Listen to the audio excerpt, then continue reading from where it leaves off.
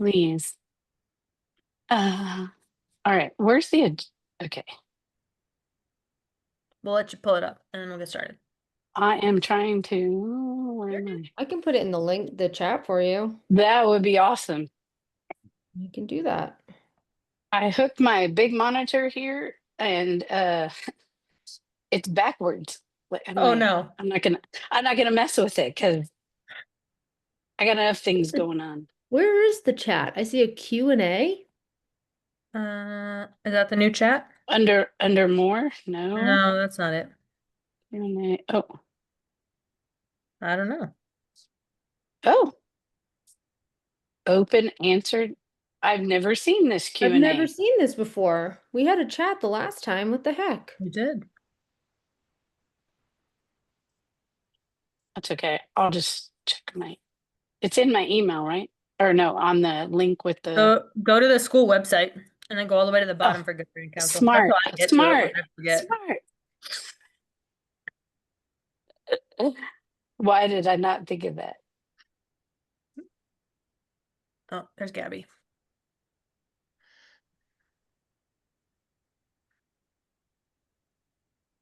I have promoted her. Cool.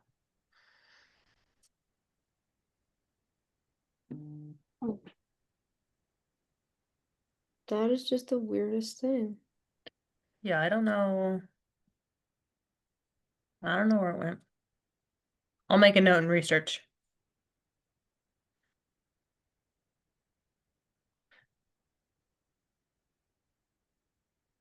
Hi, Gabby.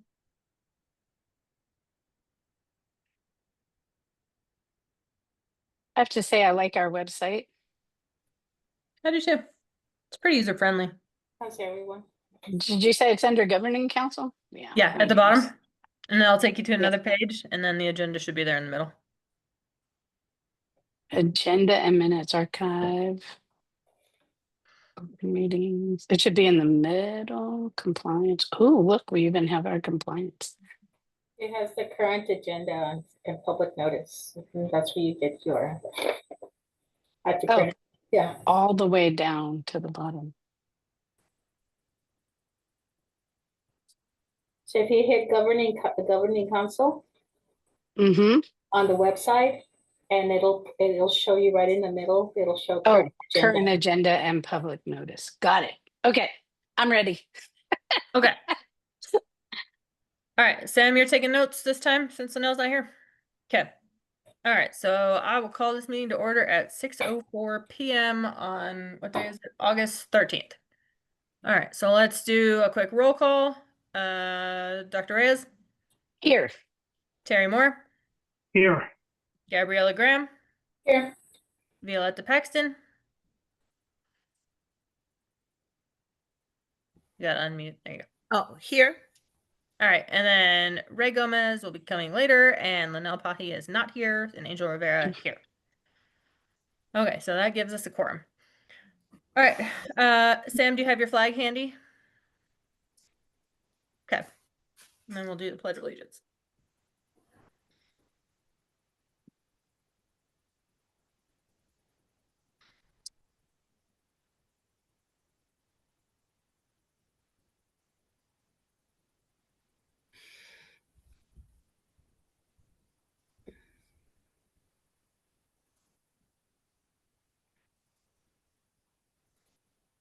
Okay.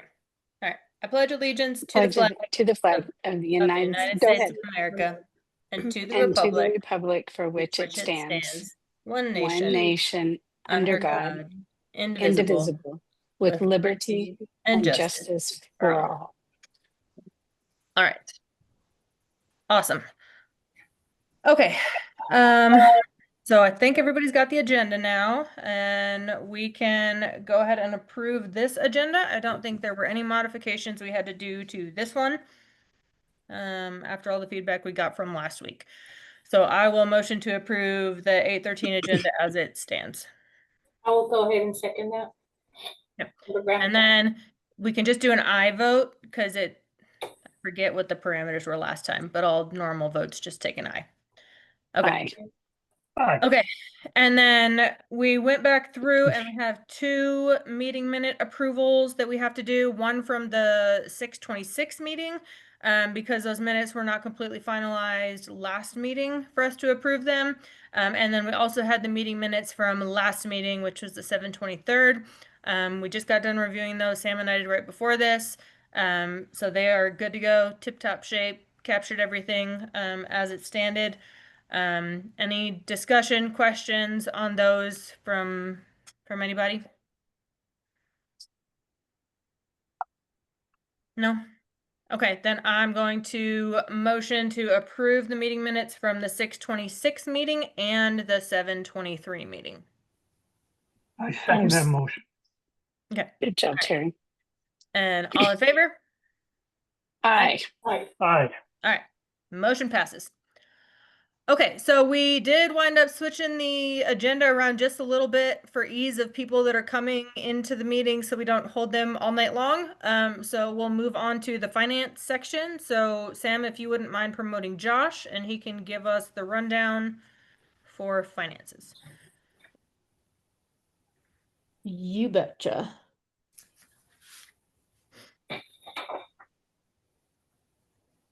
If it will let me hit more, I don't know why it's not letting me do that. As long as it doesn't need us to chat anything. I don't understand why it's not letting me click Josh. Here we go.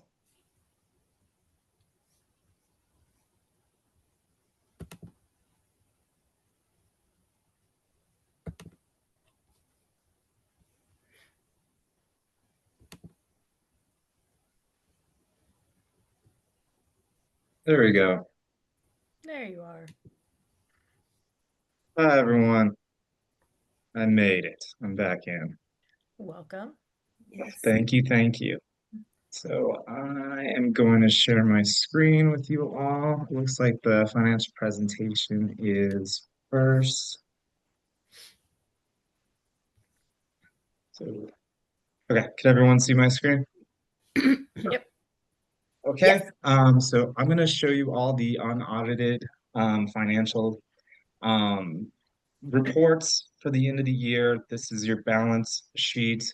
For those of you that don't look at these all day, I'll explain to you pretty much what's going on here. The school had total equity going retained earnings from last year of negative $119,000. So it's pretty much ended last year in the red of $119,000. Um, the school had revenue of 9.7 million and expenses in 10.1 million roughly. So that's a net income of $413,000 negative in the red.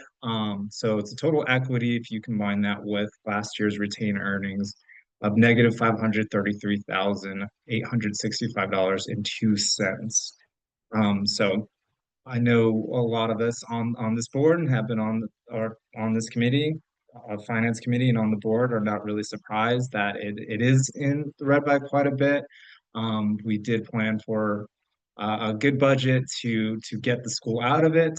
So we plan for the budget to have enough retained earnings at the end of the year to get the school in the black at the end of this year. But at the end of this upcoming year, but last year it unfortunately is in the red. So I want to state also that these are unaudited, so these numbers can change and probably will as soon as we review AP and the auditors are completely done with their assessment of the finances and they give us some ending journal entries for the year. These numbers will probably change. Any questions regarding the balance sheet? No, but I'll just reiterate that we've done a pretty thorough review for all the budget stuff going forward. And although these numbers look very dismal, and they are, we are very set up for success going forward. So we're well on our way to being very sustainable and having a good outlook for finances. That's all. Seeing no other questions, I'll move on to the income statement. You'll see here the revenue of $9.7 million and expenses of $10.1 million, and then the breakdown of each revenue line item for the school for the school year, as well as expenses and how they were expensed for the school year. And adding up to a net operating of negative $413,908.02. So that's just a breakdown of the income statement. Happy to answer any questions about any revenue sources or expenses. A lot of these you'll see this upcoming year, as well as a lot of the same expenses. Josh, Obviously, I have not a, as high on the expense part. I want to add oh, that. Yeah. yeah, I'm sorry. On the purchase property services, that won't be on there next year, right? Or will it? No, The no, expense? Okay, all right, cool. no. And I just had a It question. will, I mean, it will, it's underlying the of expenses. So it's kind of rolled up. It's a rolled up purchase property services. You will see that, but it's not its own little line item there, if that Oh, makes okay. sense. Yeah. Yeah, So it's just a rolled up item, the way that PED kind of sets up the account codes. okay. And then I had a question regarding the supplies versus property. On Excuse supplies, me? I had a question regarding the supplies versus property. Why is that so much higher than what property would be?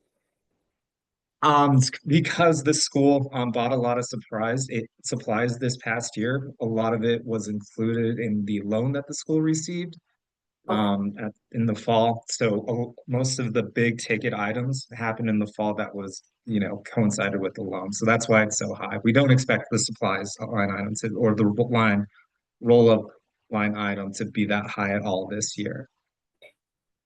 Thank you. Mhm. So does that mean playground equipment and stuff like that was under supplies? Is that why? Exactly. Okay, all Exactly. right, yeah, The Wi-Fi lines, a lot of those big ticket supplies items of over $5,000 or more. that was a very good question, Member Graham, about those numbers being so different. All right, thanks, Josh. Sure. Any other questions about the expenses or revenue from last year? Nope. Okay, so next steps, we have some accomplishments thus far. The enrollment is higher than we expected at this point in time, so that's great. It's going to help with the SEG for next year. Audited financials are complete on our end. We just need the auditors to review them and get back to us on any changes or questions that they may have. The next 30 days, we plan to complete the audit, and then we hope to keep with the FY26 budget. So far, we are. We're just hoping to not have any big, huge expenses that might derail it, but we don't foresee that happening right now. Some future items. The school was lucky enough to be selected for a procurement review audit. So we'll be moving on from one audit to another one for PED in September. So eagerly awaiting that.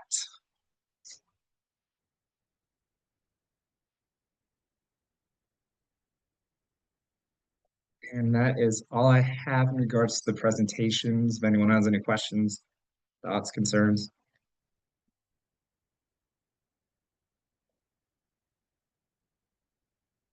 Yep. Okay. Move on to the June bank reconciliation. We did not present this last month because we were finishing up closing the school year. You'll see that the schools started June with a very low balance of $18,000 roughly. It received receipts in the amount of $737,000 roughly, and disbursements of $669,000. With that, the ending balance was around $86,000. We wanted to keep a little bit of a balance moving forward, even though we did have a lot of outstanding invoices that we could have paid, but we wanted to have enough just in case SCG came in late, which it did, we can have a little bit of a buffer there. You'll see here at the bottom, the expected general ledger and the general ledger are off by $91,510.05. It's because we had to make some adjusting journal entries at the end of the year to clean things up for the audit.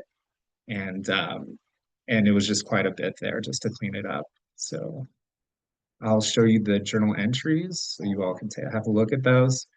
It was moving some money out of the Skills Challenge Fund, expenses out of the Skills Challenge Fund to operating, as well as moving some cash balances out of Title I, IDA, and operating to coincide with the fund balances that the auditors would like to see.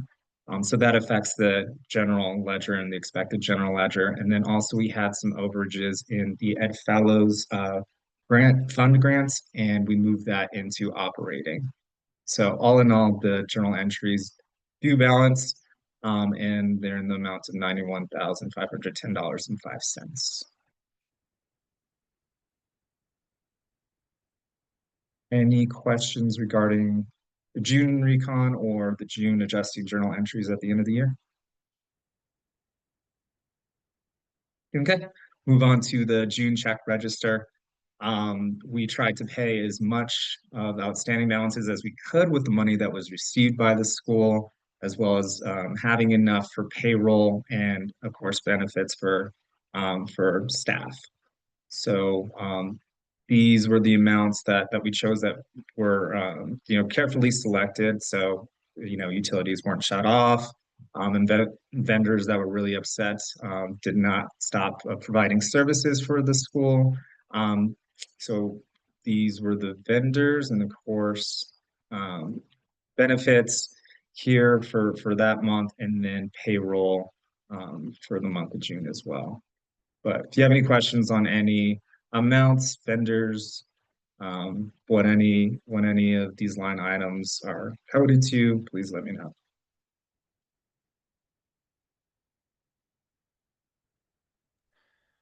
I don't have a question, but I do want to make a statement from the Finance Committee meeting that we had that although we did a lot of picking and choosing for which vendors we were paying because our finances weren't great in June, by the end of August, we will be caught up with all past due payments.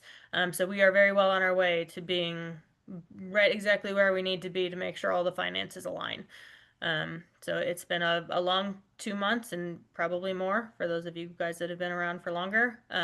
But we're headed in the right direction, and I'm going to keep saying that because I very much believe it. So back to you, Josh. I completely concur. Yeah, we're just about 3 or 4 payments away to be completely caught up and then current for the year. So the best is yet to come. Okay, seeing no questions on the June bank register, move on to July's bank reconciliation. You'll see that same balance that June ended with, July started with 86,000. The school receives receipts of around 1.2 million and disbursements of $941,000. Again, we wanted to keep a fairly healthy balance, knowing that new staff was going to get paid in August, and we weren't sure if SCG was going to be late this month, but good news, SCG just came a day later than it usually does, so we were able just to crank out a whole lot more payments to be caught up.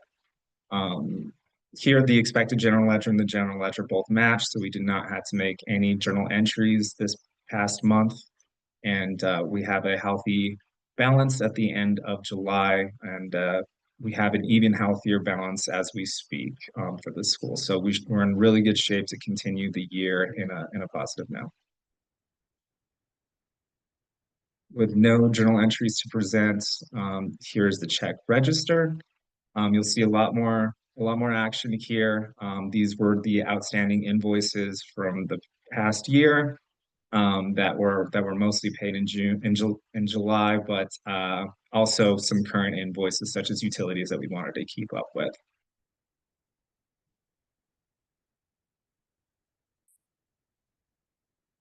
And of course, we have benefits and retirement, some fees associated with the payroll vendor that the school uses, and then of course payroll at the end of the year, which was booked as a liability, so it still counts towards last year. But the school didn't have enough funds to pay at the end of June, so it carried over into July to close out the FY25 year. So that's why it's pretty high for July payroll.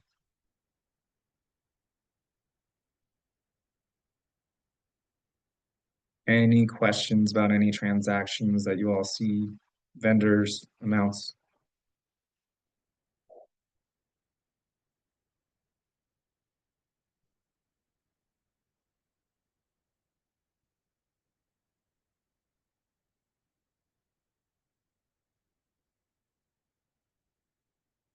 Okay. I believe that is all for the bank reconciliation and check registers. We will need a vote by the board to approve. All right. I will make a motion to approve the June bank reconciliation and check register and the July bank reconciliation and check register as presented. I'll second. Sam, do we need a round the horn one on that or just a group vote? I mean, you can do the, I tend to think for things like this, it's better to Roll call. get That's everyone's fine. roll call. I'm just trying to feel like where we can get away with eyes and where we should, in fact. I feel like if it's do- money, we wanna. I Yeah. think so too. Yeah. Money, we Okay. should. All right, can you do the roll call then, Sam? Oh, sure. Angel Rivera, Yes.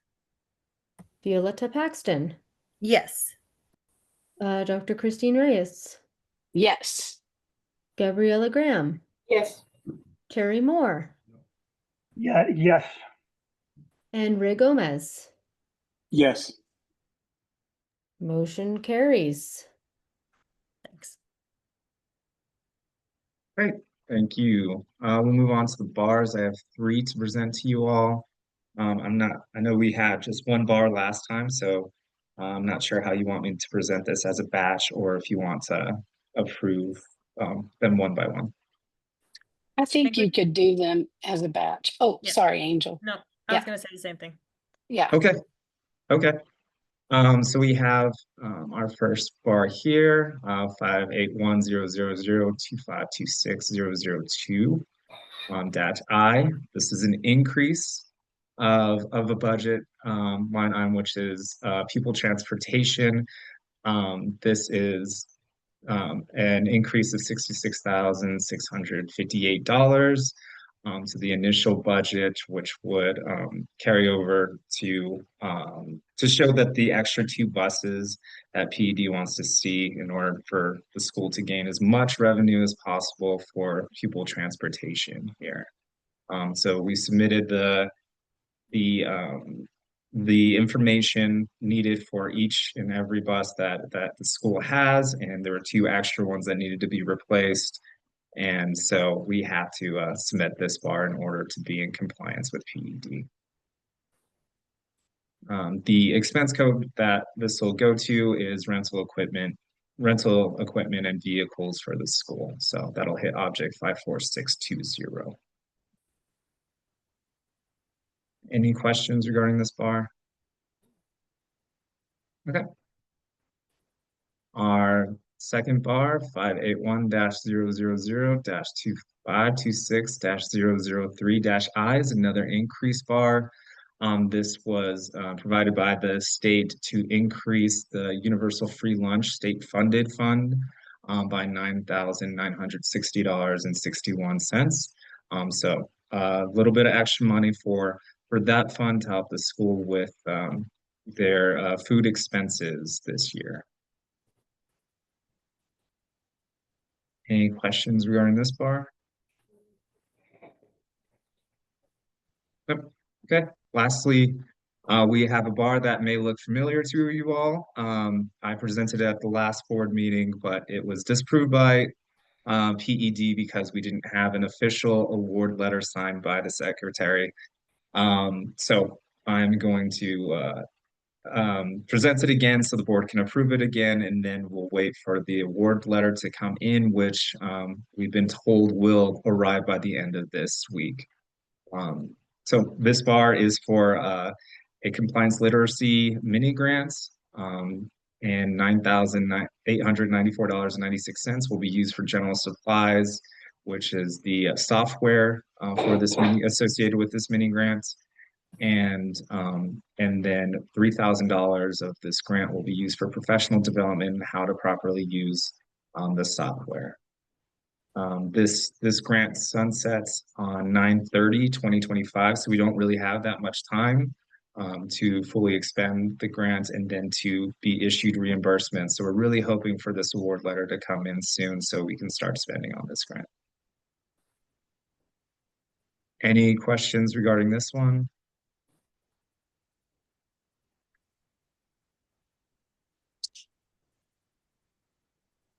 Okay, those are all the bars. I think you skipped number 2 though, Josh. Number 2, I believe the Did you do that one? 002 was the first one. Oh, no, I mean, it ends in 2. Let me see. So on the agenda, there's 4 bars. Yeah. Go ahead, Sam. You can explain Oh, it. I think it's So- repeated. So Josh, I think, so the 0002, it's like, it's the one that you sent me for the last month that didn't make it onto the agenda. And so I put it on there just in Oh, case it's for 33,000, and then the one, it's the exact same bar number and same fund and whatever, but it's for 66,000. I Right. just wasn't sure. oh, I'm sorry. Okay, right. It was initially for 33,000 because there was Yeah. one bus associated with that bar. That's all we had information for at the end of July. But since then, we received information for 2 buses. So that's why it doubled. The amount doubled, but it's the same bar number because I was able to edit it without because the board didn't approve it, then I was able to edit it and add a second bus amount. So Got it. although there's 4 on there, it's really only 3 that we'll be approving. Correct. Okay.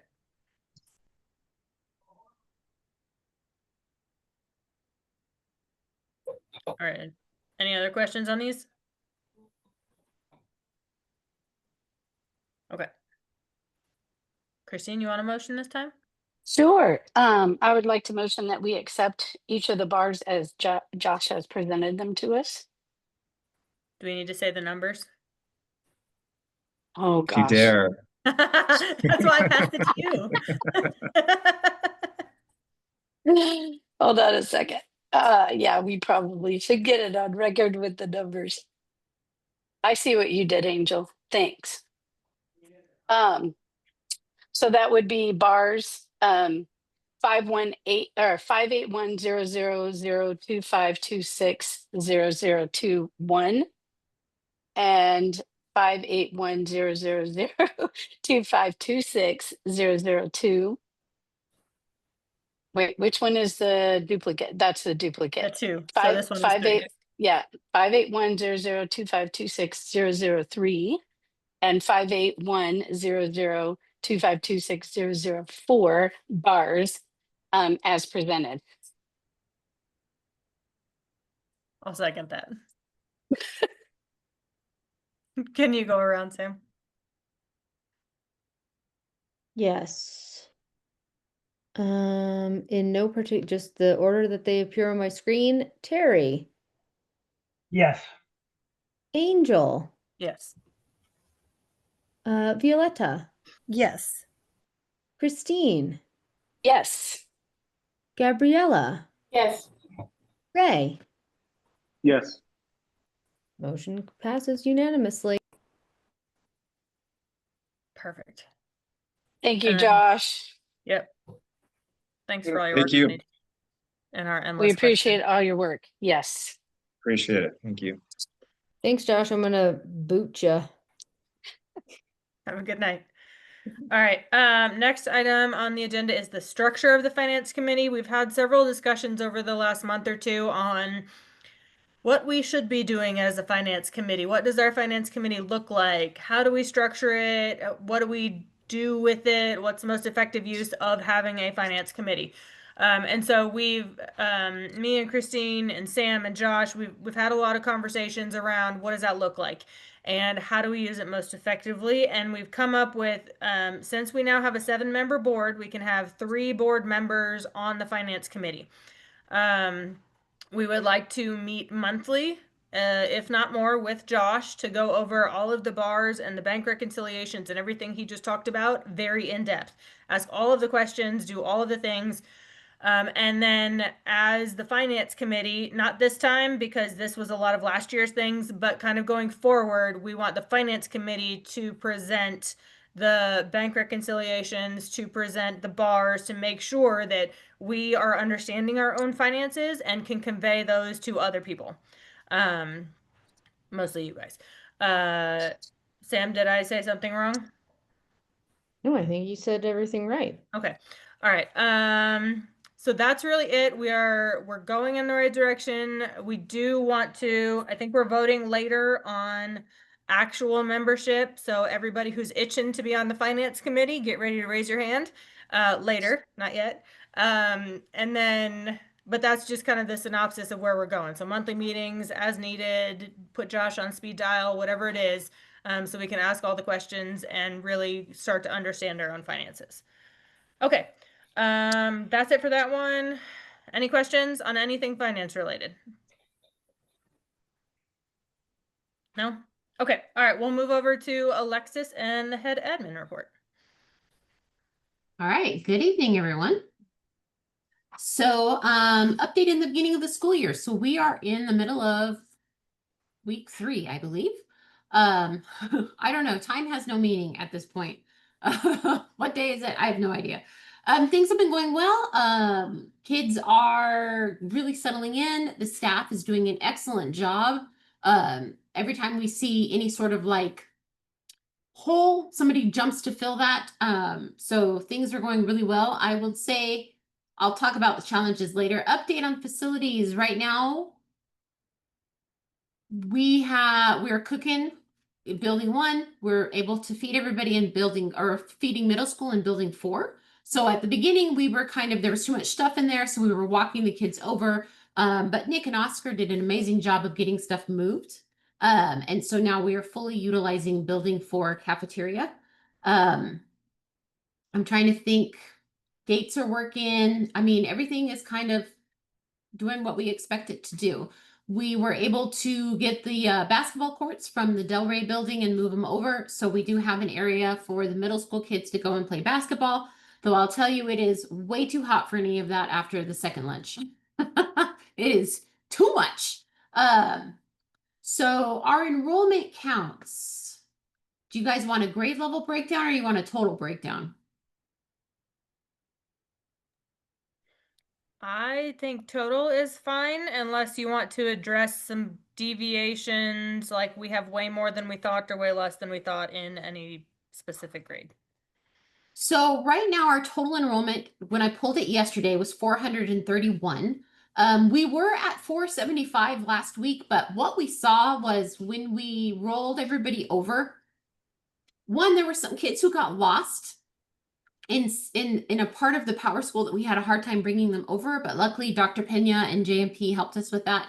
And then I started going through all the K5 lists and checking off who shows up but didn't have a schedule. And then this Michelle Unger and Sabrina did that for the 6 to 8. And so that kind of gets us to where we're at right now, the 431. So our 6th and 7th grade are not as big as anticipated. I was expecting those to be 60 plus, 70 plus. So we've actually opened enrollment in 6th and 7th grade. And the enrollment form is on the website. So I'm excited about that. We've already gotten, I think we started enrollment on 2 people today. So we're working on that. We have the room. Honestly, I'd like to get 6th and 7th grade up there to 80. That would be a pretty healthy amount for kind of the area that we have and the staff that we have. So that's our enrollment. Let's see, challenges. Challenges. So Google was a challenge, but it was solved on Monday. So that was a relief. Holy moly. So we have now everybody has Google. We have the student email addresses. We're planning on starting to roll that out next Monday. So I work with Blanca.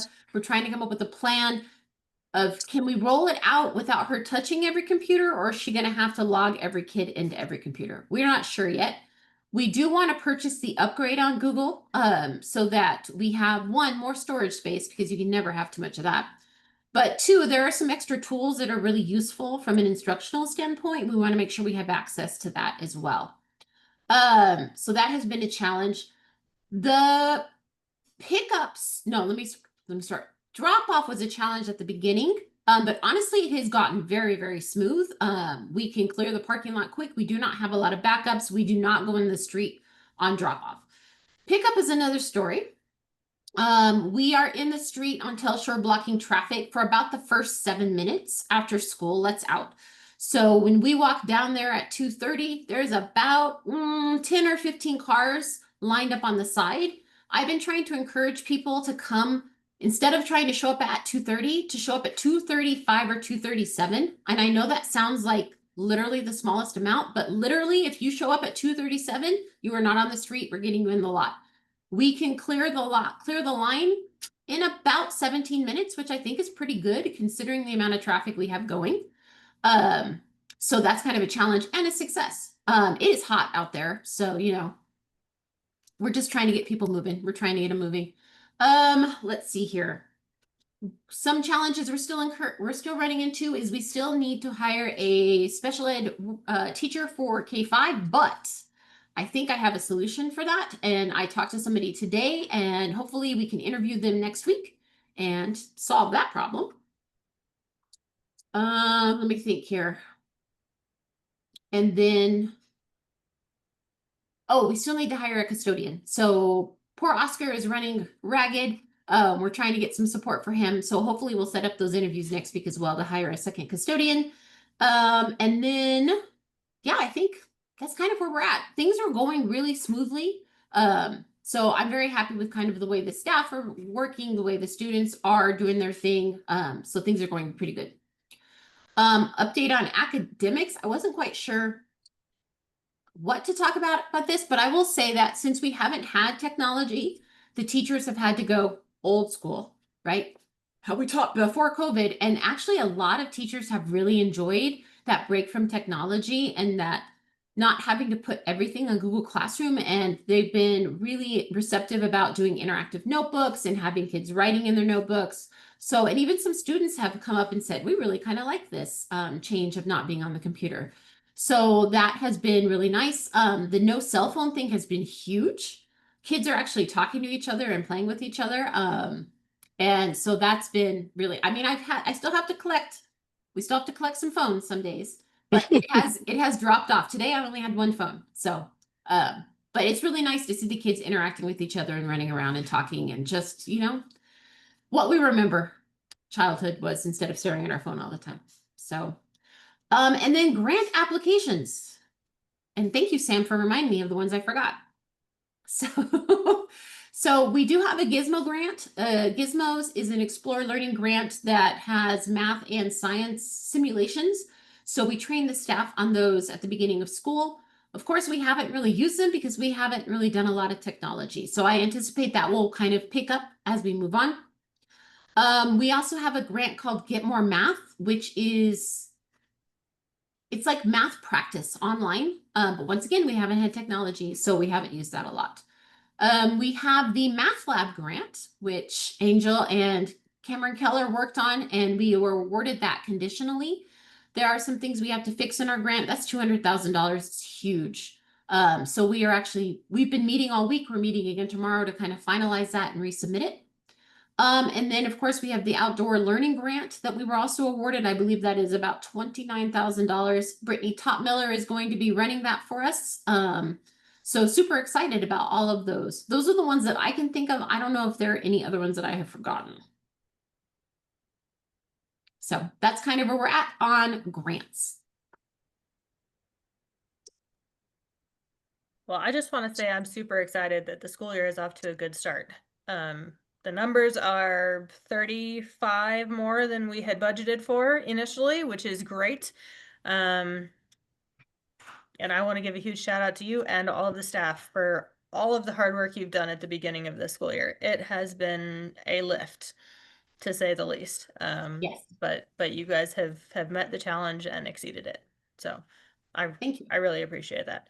The only other thing I'll add just for situational awareness for the group is we did have one of the buildings, building 4, had the HVAC unit go out. And so we were working with the foundation to use the repair and replace fund that we have set aside to actually replace that HVAC unit. So we don't have to come anything out of our budget to get that replaced. They are replacing that out of the repair and replace fund. And I had one more challenge that I forgot to mention. Hmm? We are really struggling to find a vendor that we can use to order supplies. So in the past, we have used Amazon. Amazon, we tried and tried. They were not interested in giving us any sort of credit. So then we went to Walmart. Walmart's not really set up to accept kind of purchase orders. They wanted to do a pay by invoice. So then we got the login to Amazon. We reached out to Amazon again, and they're still just not interested. Due to just kind of like maybe not being timely enough in paying off past purchases. So that is something we're working on. I do know that we have the P card coming, and hopefully we can use that to kind of help us with our purchases. Because right now it's, yeah, we just don't really have a place to order supplies. And so kind of been using credit cards and asking for reimbursements just to try to make it work. So Yeah, Walmart will accept the P card. You'll just have to go to, if you get the P card, you'll take it to customer service and then they'll give you a card, especially if you have a tax exempt number, okay. that they will give you the tax exempt number and stuff too. Okay. And I think we're 2 weeks out from getting the P card. Josh submitted the final piece of paperwork a couple days ago. So in 2 weeks or less, we should have it in hand. Yeah. Hey, Alexa, have you guys tried Staples? What have they said, if anything? I know Sabrina reached out to them, but we were running into the same thing of they were pretty reluctant to give us any sort of credit. But I'll talk to her again tomorrow when I see her just to double check. But I know it was one of the things we were trying to work on. And I got to connect here and locally in town, so let me make a phone call too on my end. Okay. See if we can, I'll have them reach out to you or Sabrina, if that's all right. Perfect. Yeah, thank you. That's what we're here for. The board is here to try to help you solve problems. And if we know a guy or a girl, we're willing to try to figure that out. Yeah, sorry, I'm trying to give something. But yeah, Ray, that would be awesome if you know someone who would help us out. Well, then I'm going to throw this out into the universe. If you know anybody who knows how to use Link, right? We've managed to get the kids into Link and we can punch the numbers, but I have no idea how to set up the portal or to get people like at the menu in there so they can order. So like I even reached out to LCPS today and called the guy and was like, hey, can you help me? And we're going to try to set something up. But if anybody out there knows how to do that, I'm more than interested in having help because I am just struggling with that. Did you reach directly back out to Link? I have tried. There's a lot of runaround that happens, and let me see if I can get a hold of the lady who was actually helpful last time I called them, and see if I can get her direct line. Yeah, because I really need somebody to be on a Zoom and walk me through the process because it is not intuitive as a platform in any way, shape, or form. Right. Do you guys use it, Ray? That's what I was about to chime in. Lex, I can have my admin secretary call you tomorrow. We can set up a Zoom or a chat. We use Link Connect as well. So she's very well versed in inputting the data that or names, et cetera, et cetera. So awesome. Let me get with her in the morning and then we'll reach out and set up a time for us to chat. That'll work. Perfect. See, I knew I put it out there in the universe. Somebody would answer. There you go. even in the PECNM meeting, nobody knew how to do it. I've been asking everybody. Everybody. Perfect. Thank you. Awesome. I have a question. So, Miss Alexis, you mentioned enrollment right now is at 431, and that, you know, pickup is at about 17 minutes right now. It's not an issue. The plan is to grow some more. So what is at 40th day, what are you looking to be at? We need to be above 396. That is our our lowest level. So I've already talked to the teachers, and I can't remember, I think it's October 8th is our 40th day. And I've told the teachers, I need you to plan something amazing, something that is going to draw every single kid to this school. I don't care if they're sick, I want them here. So having the teachers do something cool on that day, and also just really communicating with parents how important it is for students to be there on that particular day. Because I want us to get as close to that 431 as possible. And hopefully a little higher. We will have enrolled some middle school. We've had a number of people reach out for middle school. So hopefully we'll be able to get those numbers even a little bit higher. That is fantastic. Congratulations on that. I do, you know, I noticed that you guys were saying that you're going to open enrollment again because you want to get those numbers 6th and 7th grade up. Now, that 17-minute pickup is going to grow. So just thinking ahead, have you guys thought about maybe staggering release, 6th grade, 7th, and so forth? We have thought about that. The problem is because we run buses, everybody has to be released to catch the bus at the same time. And so as we enroll more people, really a big push on getting them on the bus. Our buses are not 100% full. We have room. And encouraging people, even if you don't have a bus stop that like works great for you, right? You can pick a bus stop, put your kid on that bus and pick them up at that stop. That right there eliminates a lot of the wait.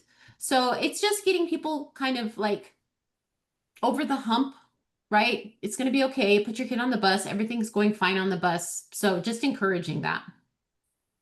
And I think we need to reiterate with parents too that because we talked about this in the PTO meeting the other day, that you can have a kid ride the bus in the morning or the afternoon. You don't have to have them do both. Like if you want to drop your kid off in the morning and say goodbye and kiss them on the way out, like great, and then have them drive home so you don't have to sit in the line, ride the bus home so you don't have to sit in the line. Those are good alternatives.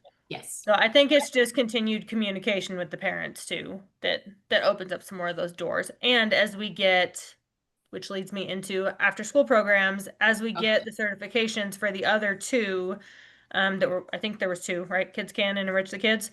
We can't do Kids Can. We missed the grant deadline for that one. Okay, so one more. As soon as we get certified, we're held up by the state. Is that right? State certification? Yes. Okay. Once we get that, that will hold several kiddos that will help with some of that drop off too. Yes. So my understanding with Enrich the Kids is that they have to get certified as a daycare and not a K-12 institution. And so we're waiting for the state to come in and do an inspection.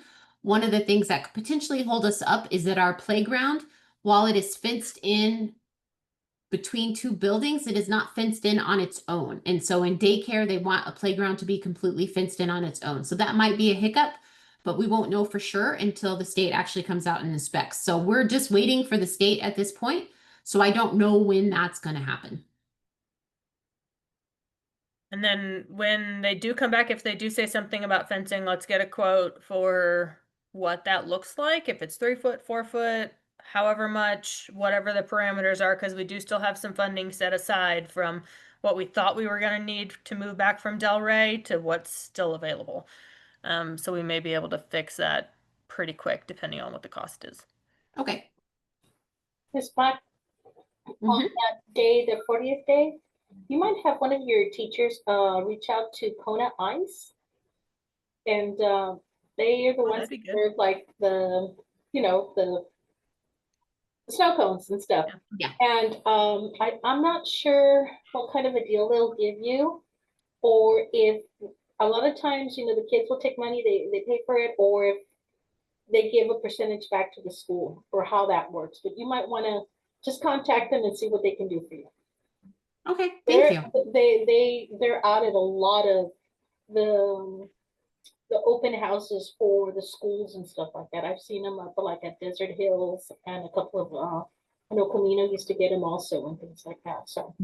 They also do an incentive program, like for a certain grade point average or a certain number of A's, or for attendance, you can do like a punch card that gets them a free cone ice for attendance and grades. Unfortunately, the Kona Ice in Las Cruces no longer exists, but we can reach out to the one in El Oh. Paso. Yeah, they I closed. didn't know that. I want to say I it was didn't know about that 6 either. months ago or something like that. Yeah, Really? Oh, I too know. bad.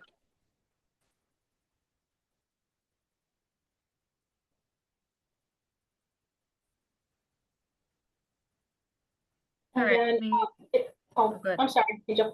And Nope, then go ahead. if I can just real quickly let Ms. Black know, and maybe, I don't know if the other teachers might know this, but the Las Cruces Public Schools is holding a meeting tomorrow night. They're at the admin building at 6 p.m. in regards to, I guess, the national lawsuit against the social media companies and the impact of social media on students' mental health. So they will be doing a presentation on that. If any of your teachers are interested in that. Or it's for the community, it's for everyone. Cool. Thank you. Mhm. All right. Any other comments on head admin stuff? No, just great job. When I was there last week or the week, but I can't remember. The kids seemed happy, the staff seemed happy, and it felt like a really good place to be. So thank you so much for all of the work that you and your staff, the faculty, staff, and everyone else is doing. It's great. I got a comment from a parent today that works here on campus, and her child is going into kindergarten for starting school, and she says that she already sees the child very happy. She's pleased with what she sees with the school, the program, the entire curriculum. She's very happy with that, and she just hopes that later on we still get the high school back, and she wants to keep her child going through the whole program. That's awesome. We have a really great staff, and I'm very honored to be able to work with them. So they're doing an amazing job. Yeah. I agree. All right. For the sake of time, any objections to moving on? Okay. All right, governing council business. Next item up, governing council membership and subcommittees. So last meeting, if you all recall, we had to do some verbiage changes. For instead of doing co-chairs, we have to do a chair and then a vice chair. So Christine is now the vice chair, so now we have to vote on a chair. So I'm just gonna stop talking in hopes that Christine, you'll pick up talking. All right, so I opted to move to the vice chair position because of my relationship with the state, and I didn't want it to be a problem. And so I would like to nominate Angel to be the chair of the governing council. She has gone above and beyond for the school. She has children in the school, so she is dedicated to making sure that things work well. She has good relationships with a lot of the PTO because she has kids in the school. So I think she would be a very good representative for this board, and her passion and commitment have shown that. And if anyone else would like to nominate themselves, you're welcome to self-nominate to be the chair of this governing council.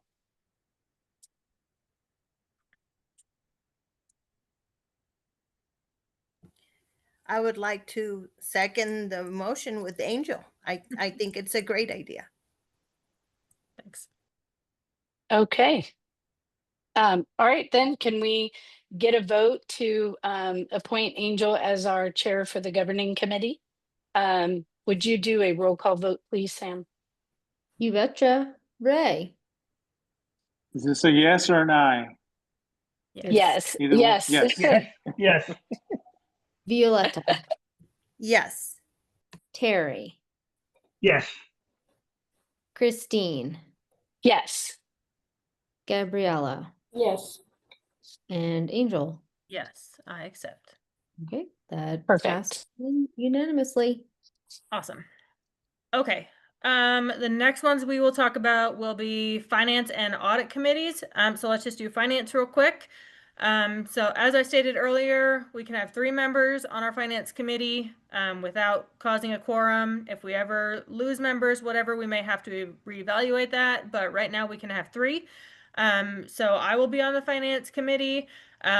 Who else would like to be on the finance committee? Okay, Ray, Christine, you still want to, Terry? Okay, you're muted, Terry, but I saw your hand raise. I would like to do that, yes. Okay, all As right. long as you think it's feasible to do that from, No, like it long is. distances. Yeah, everything is done via Zoom because Josh doesn't live here. He lives in Albuquerque. Oh, okay. Yep, so all of That those makes sense. meetings are via Zoom. So that's perfect. Okay, then I am gonna make a motion to nominate myself, Terry, and Ray as our finance committee members. I will second that motion. All right, I think that's a roll call. I don't know. Uh, What do you think, Sam? It's a change in governing council. Maybe Okay, we then yes. should Oh yeah, just because those for are the official committees official, we have to have. right? 2 All right, official committees. Yep. Sam, roll call, please. Ray, Yes. Violetta, Yes. Terry, Yes. Christine, Yes. Gabriella, Yes. Angel, Yes. unanimously passed. All right, and then we'll do up the paperwork.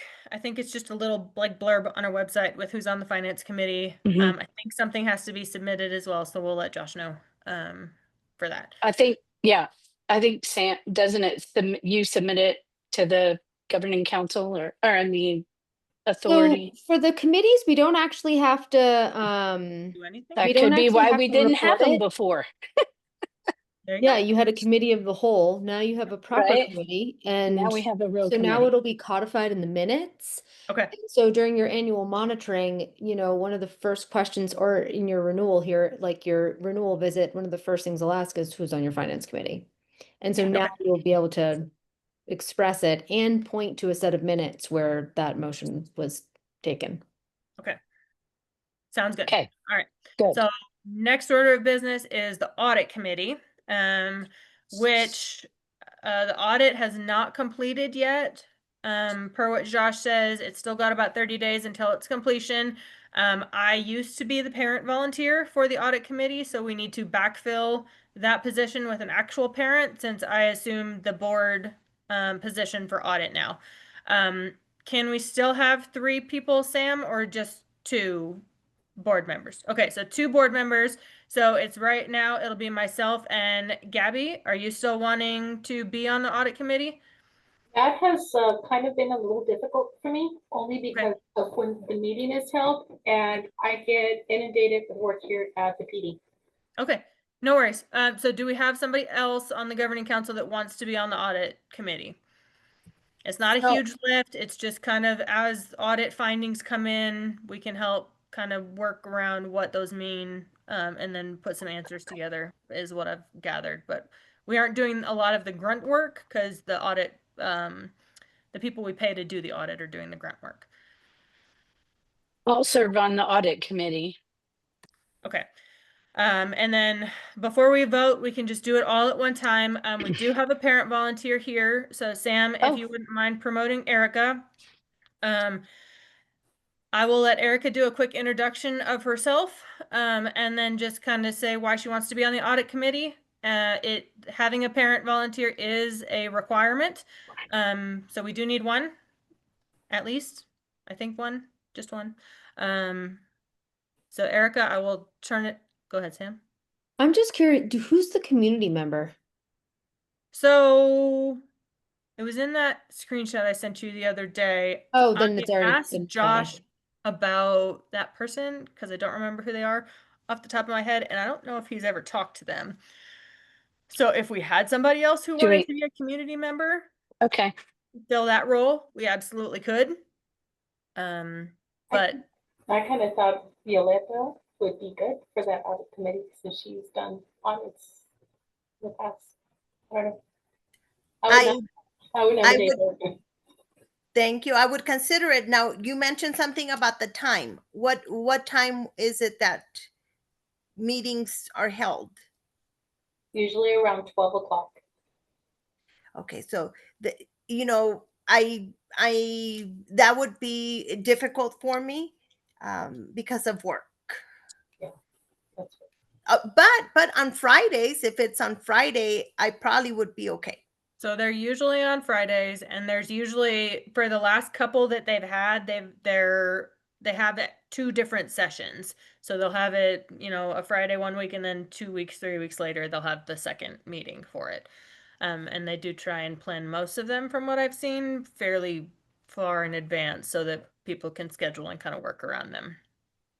Okay. So right now that would work with my schedule, so I can definitely volunteer, to take that on. Okay. Sam, can we assign Violetta as the community member? No? Unfortunately, no, it has to be She's on the board. she's on the board. It can only Okay. be 2 board members. So if you Okay. want to swap out membership for the board members, that's fine, but it's the community members got to be someone completely So separate. do I have to be on the audit committee then, or can I let Christine take audit committee and I'll take finance committee? I mean, the chair's usually on it, but like it's not, you have the vice chair on it, so it doesn't like say in the statute that it has to be the chair. I think as long as you have someone that's an officer, I think that's probably fine. Okay. Christine, are you good with that? I'm good with that. Okay, so we'll do Christine, Violetta, and then, sorry, Erica, back over to you. Go ahead, Erica. That's okay. No, so my name's Erica Moreno. I'm a parent of a 2nd grader now this year. And I also have a middle school child in a different LCPS school. So I have been interested in the PTO and also the different committees. And I know last year, one of my desires to get involved is that the whole finance issue that happened last year was something that brought a lot of concern to me. And so that's something I do believe in. If there's a problem, get involved. Don't just criticize. And so that was one of the things that I want to get involved. I want to help out. I'm fortunate enough this year to be able to do that, a little flex. I have some time where I'm able to commit that and to be able to do that. No, all parents aren't able to do that. So little history about myself. I have a very diverse background. I started out in the military, and I've done police force in the military, operational planning, and a lot of some logistics, administrative issues. So I have kind of that background. I've also I'm a certified high school teacher. I've taught middle school as well. So I have my educational background there. I have a master's in curriculum and instruction. And then I'm actually this year going to do accounting classes and trying to get some certificates so I can hopefully test for the CPA next year. So that's kind of a little bit about myself. I'm kind of diverse, very into a lot of different things. So, and then so I just wanted to be a part of it and help out with the audit committee because, like I said, if there's something that needs help, I feel like step up and do it instead of just criticizing. So that's kind of how I think. If you have any questions for me, I'll be here, and it's kind of it. Unless y'all have any more questions for me. I don't have any Well, thank you. questions, but I do want to say thanks for stepping up. Okay. It's not a huge commitment, but it is a requirement. And as we move into the charter renewal, we need to make sure that, we have all of our boxes checked. So I appreciate you being willing to step up. Okay. Any other questions? Thank you. No. I don't have any. I was trying to remember how many people you have to have a community member, a family involvement or parent, sorry, Mhm. and a board member. Okay. And Josh. Right. Two board members and Josh. Yeah. 2 board members. 2 board Okay. members, a community member, and Parent. parent. Yeah. And then Okay. the ex officios are Alexis as the head administrator, and then the business manager, which is Josh. Right. Add it to your job bucket. Like, Okay. Linnell's not here, but I'm sure we could. I don't even know where her phone is. We could text her and ask her if she would like to serve on the audit committee, and then we Well, would we have. can't because we have 2 board members. So Oh, you who's and the other one? Violetta. Violetta? Oh, She said she yeah. could make it on Sorry. Fridays. She said she could. Right. I wrote that down. Sorry. You're Yeah. good. Okay. Perfect. Okay. All right, so let's vote real quick and then we can send Erica back. So I'm gonna make a motion to have Christine, Violetta as the board members on the audit committee and Erica as the parent volunteer. I second that motion. Okay, and since this one is another mandated committee, we'll do a roll call real quick, Sam.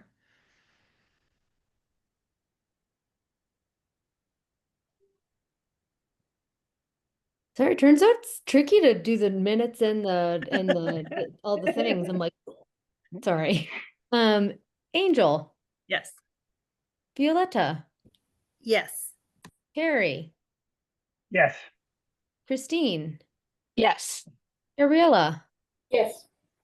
Ray.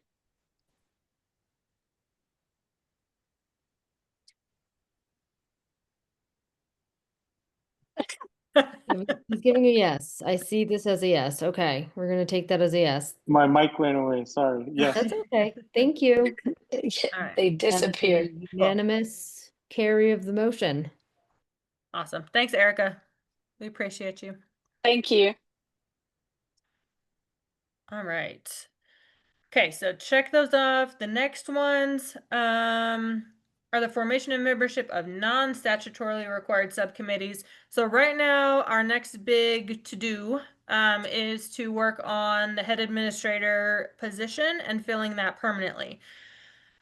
So I want to see if we can put together a subcommittee of potentially 3 board members if there's interest to put together the job listing for the head administrator, get it posted, do the interviews, and then as we do interviews, we can bring in some parents if there are some that feel they want to be in that. And then hopefully by this time next month, be able to announce and vote officially on the head administrator.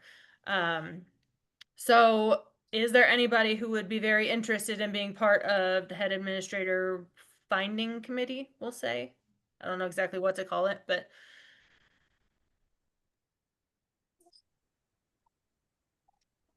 I will be part of the search committee or finding committee. that's a good word for it, search committee. Okay. All right, anybody else? We don't have to have 3. I know everybody's got day jobs too, but okay.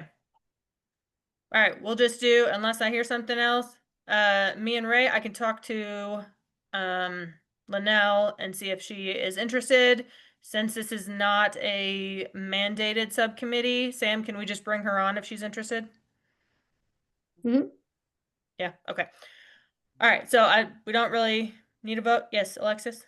Will staff members have the option? I know some staff members were interested in. Sure. You should be able to have someone on the interview committee. Yeah.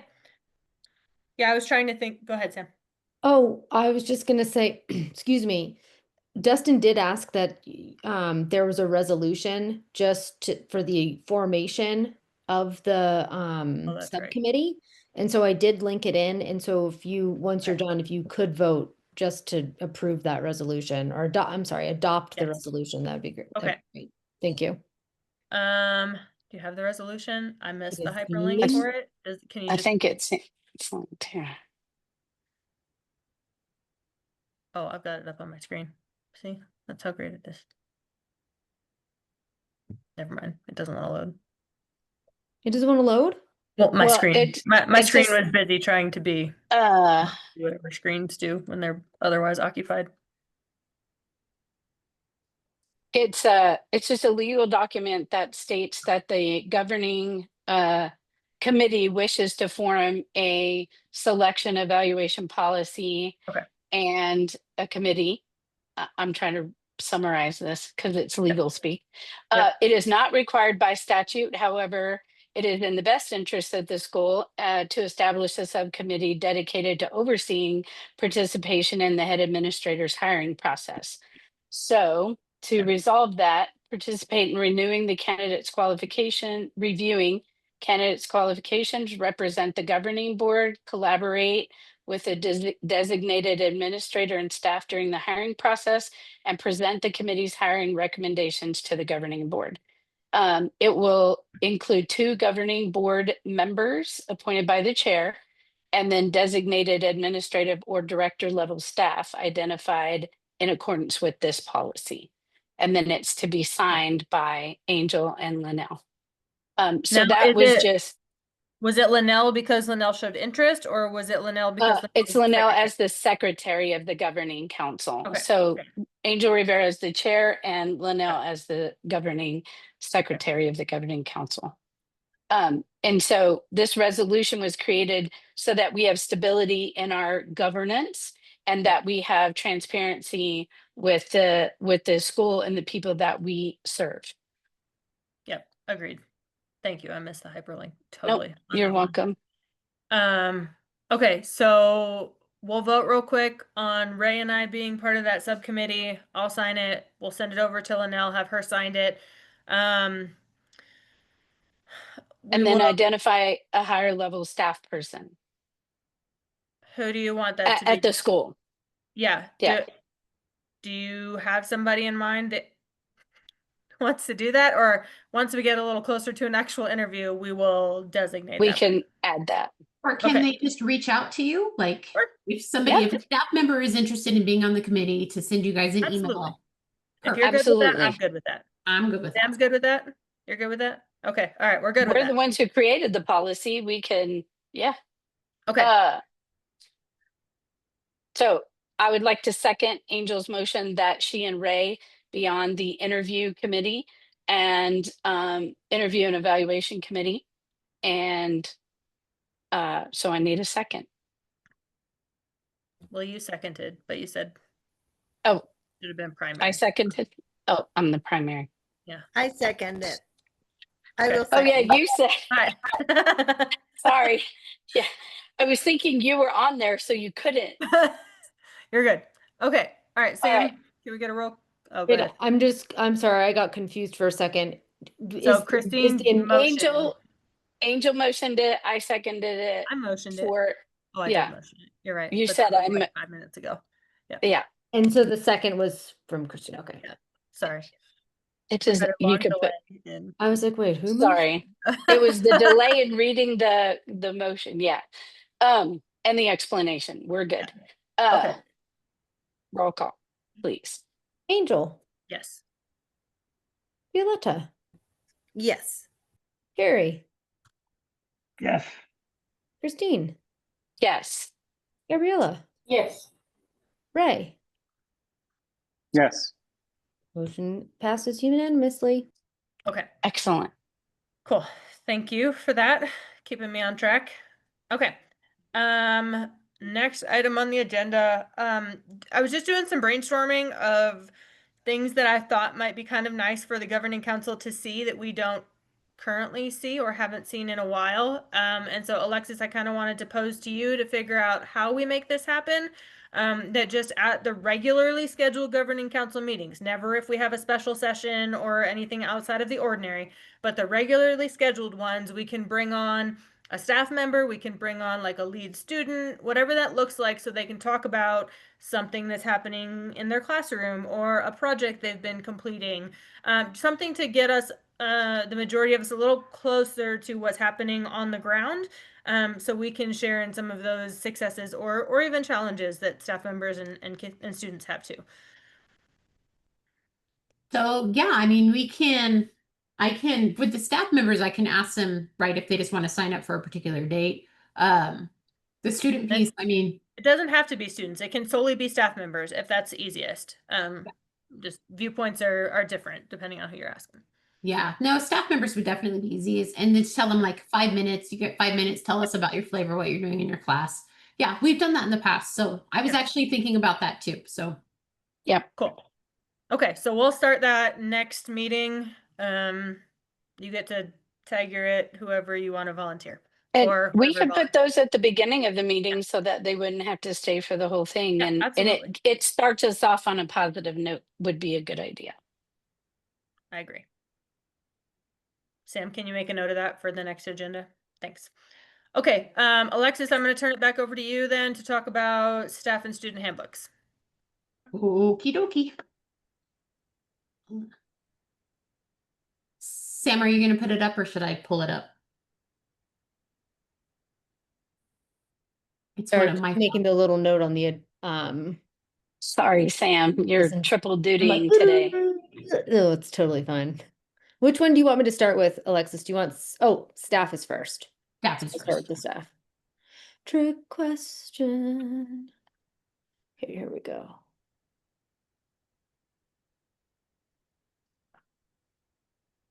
And I'm gonna share this and this. Can you see this? Yes. Excellent. So I guess my question is, are we just going by comments? Like, are we just? I think so. I would probably just give like a general, I'm sorry. Yeah, I'll just say it. So I would probably just do like talk about your comments and then just talk about what your vision is for, you know, what you want to do with it. Okay. That works for me. Scrolling. A lot a lot of the changes we made had to do with the grade level change. So like this first one, just taking off grades 9 through 12. I'm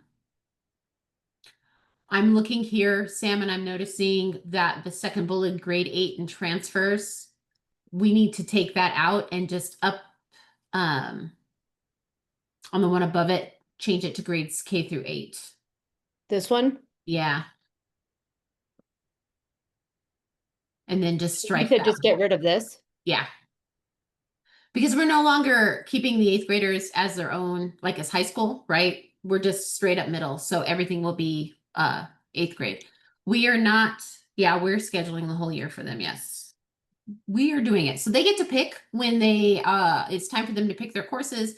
What we did this last time was Mix Kimball actually went through and wrote in every single course description in a survey and then or in a Google form, and then the kids picked for both Q1 and Q2. And then Leslie did the elementary, so they got to read each of the descriptions, which was really nice. That was one of the things we had mentioned we didn't like the way it was before, because kids don't go to the course catalog to read the description, they just randomly pick. So, and then these next strikes are because we're no longer doing these grades, so we won't have majors.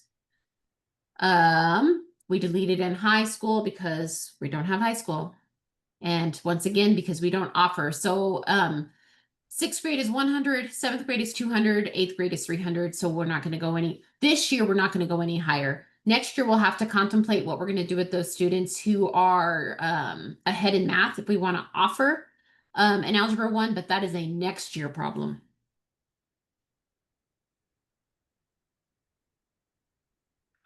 And then just fixing it to get rid of the high school piece. So in the past, 6th and 7th graders had to score an average of a 70. 8th graders had to do an 80. We're going to make the 8th graders go with the 6th and 7th graders. So in order to pass, the bare minimum is a 70%.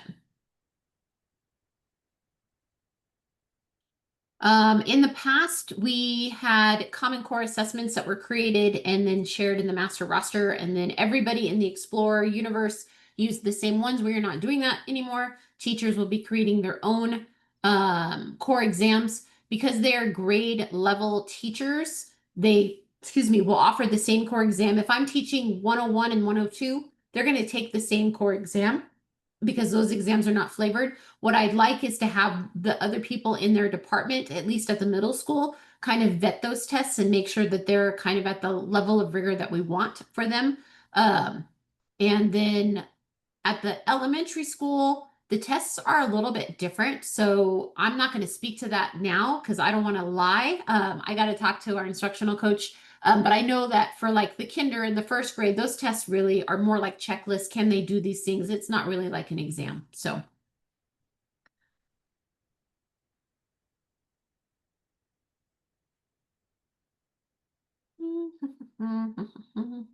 So just striking high school stuff.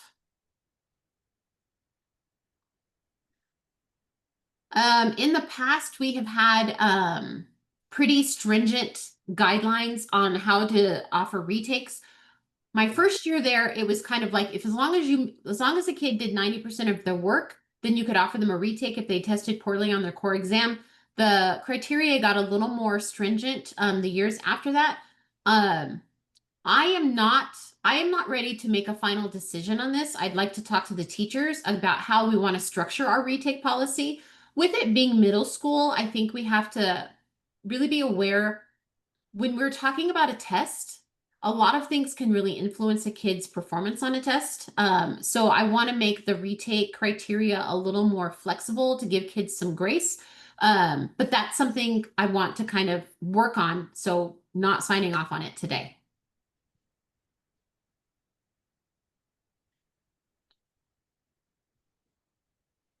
Yeah, we don't have that. And then all staff must comply with the assessment policy. I don't even know what that assessment policy is. Oh, I can speak to that. You do have an assessment policy. Okay. Your GC has it.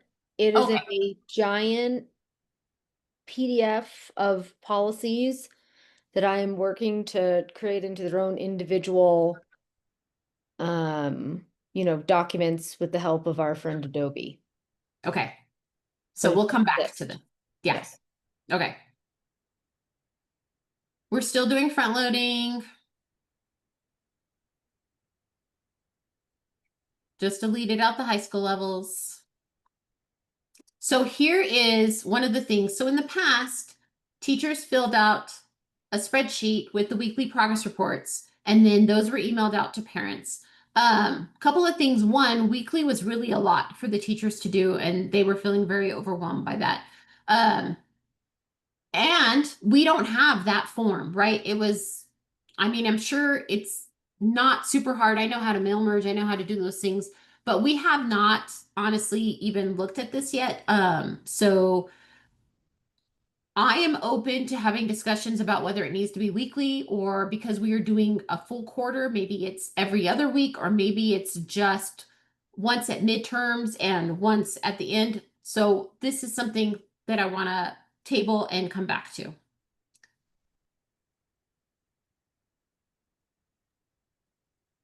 So before we move too far on from that, Sam, because we have to vote on this today, how do we table these specific portions? I would probably I would approve the staff handbook.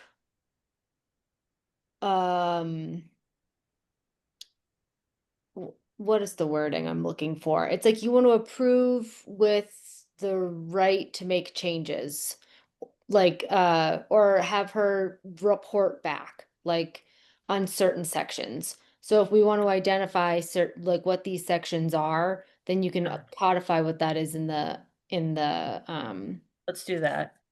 in the vote. So can you scroll back up and do I the, sure can. So pending revisions Mm-hmm. as suggested by the administration and staff. Like Mm-hmm. you For the could, weekly academic progress reports. And then was there one more?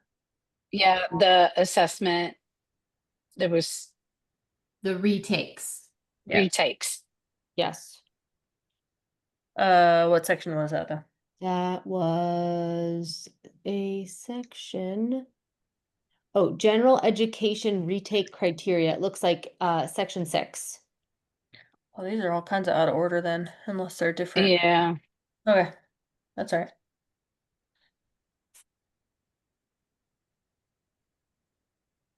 Unless it's going up. I think it's because is this overview?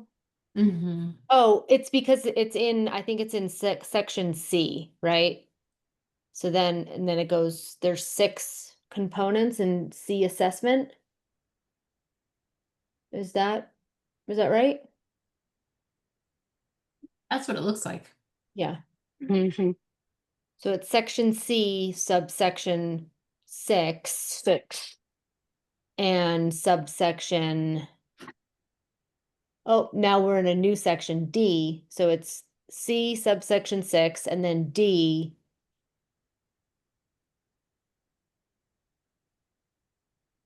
Oh, Subsection 4.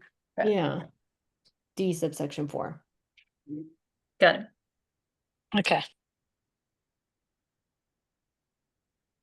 All right. For Power School, the secondary teachers, the 6 through 8 teachers already know how to set up their grade book. For the elementary teachers, last year there was once again a spreadsheet that populated a report card, but we are of the understanding that Power School can actually do elementary grade books with like the 1, 2, 3, 4. But we haven't, once again, we just haven't gotten there to get that set up. So but I'm pretty sure we're going to be able to just use Power School for the grade book for all grades. That makes sense. Yeah. And then we just have some terminology changes. We're no longer doing terms. We're either on a quarter. 6 through 8 is on a quarter. K through 5 is on a semester or a year if you're kindergarten and maybe first grade.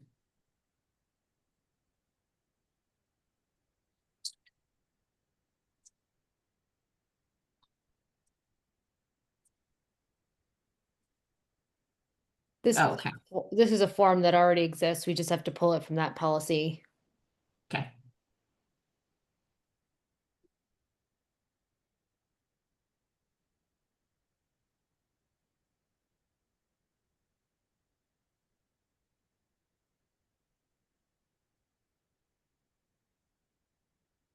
And here it's just letting the head administrator know if your address or anything changes. And then especially if your licensure changes, because I want to make sure that they get the proper steps on the salary schedule.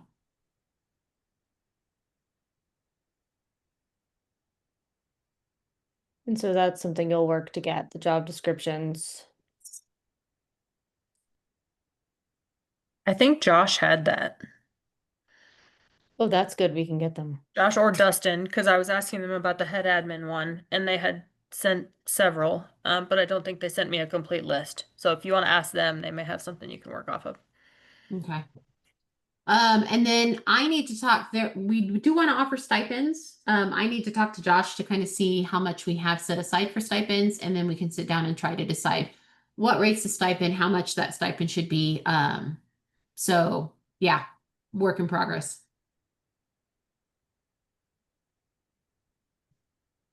So I think that section is fine as is because it doesn't have a monetary amount attached, just that you are going to offer them. Yeah.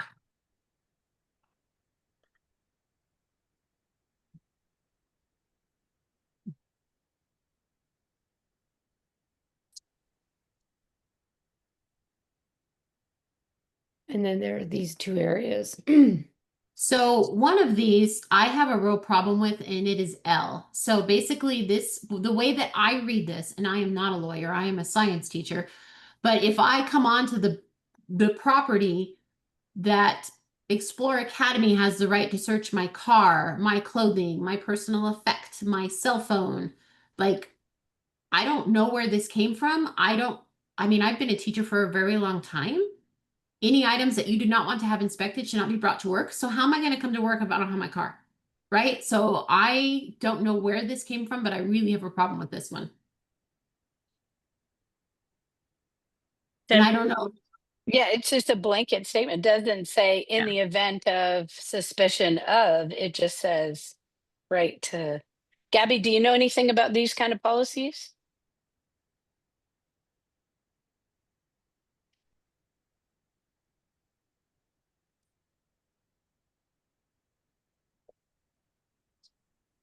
Sam, can you tell me what section this is in? Or So, is the section L? I think it's section L. so a lot of this has to do more with making sure that what's coming into the school is safe. You do have the right to search, and that's just letting, but this is under the employees. Yeah. Yeah. It's really weird. Oh, unless you have some type of suspicion, but I know that a lot of places, when they're bringing in stuff into a building, they let it's posted and they let them know that some of the items might be searched only because you do want the school that what's being delivered to the school is actually what's being delivered and not an explosive or something that's going to endanger the students. But other than that, I don't even know if the public schools have this in for the employees or not. Yeah. This doesn't say anything about if we have suspicion that you might have X, Y, and Z, then we have the right to search your person, your property, whatever. It doesn't say that. It just says if you're on the property, we can search anything. Yeah. I'm honestly okay if we take this one and send this Yeah. to Dustin to figure out what the actual verbiage should be, or if it should even be included. Yeah. So, all right, I marked this Yeah. down as one of the exemption sections that you can report back on, but Okay. let's ask Dustin.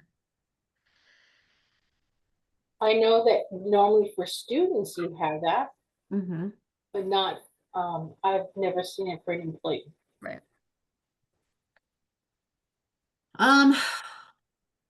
And this one, you agree that neither you or anyone acting on your behalf will publish, post, or otherwise release any material or information in written, oral, make speeches that mention Explore Academy. To me, this is kind of weird because, I mean, I can see where it's like an intellectual thing, but if you were to post on social media, hey, I work at Explore Academy, blah, blah, blah, then that's going to get you in trouble, because if you don't have permission to even state that, then you're going to run afoul of this clause. Oh, Well, I and don't, really I think you nothing. could take that one out. Nothing about Explore systems is copyrighted or protected or anything else. So I think you could get rid of that one. I would agree with just removing it.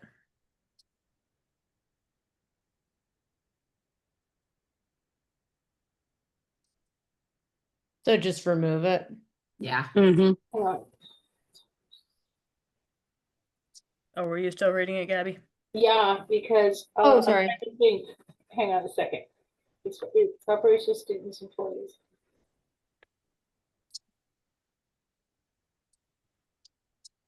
I think what this one means is that you can't advertise for Explore Academy like for your own purposes without the prior approval of the administrator. How do I put it? It's almost like if I went out and I said, oh, like for the police department, and I'm trying to gain things, but it's not really for the police department, but I'm using the police department as part of it. I think that's what it's meaning, but I'm not too sure. Well, yeah, usually intellectual property means that you can't publish a paper using the Explore model. You can't go to a conference and talk about the Explore model without written permission Right. from, because it's intellectual property, meaning someone else originated the idea.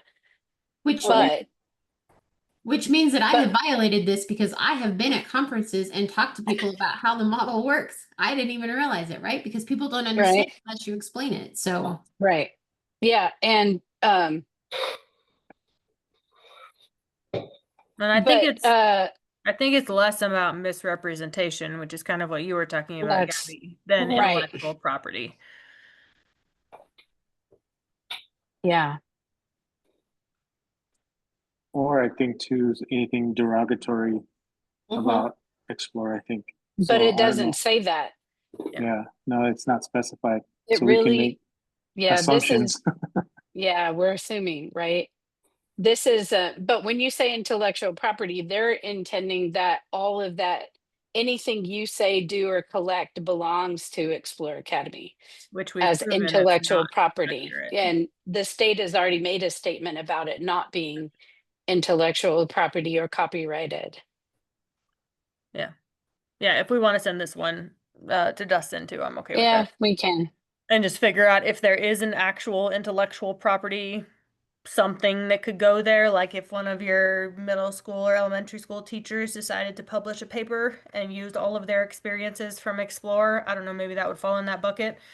I don't know. Usually intellectual property is professional conduct using a certain model or procedure. So, all right, well, let's just ask Dustin, because okay, we'll ask whatever Dustin. yeah. All right, and this is just more getting rid of high school, and then we need to update policies. Which I think some of these I have linked. I have recreated, but oh yeah, we need to change that address. But we do have one now. We do. do. Mhm.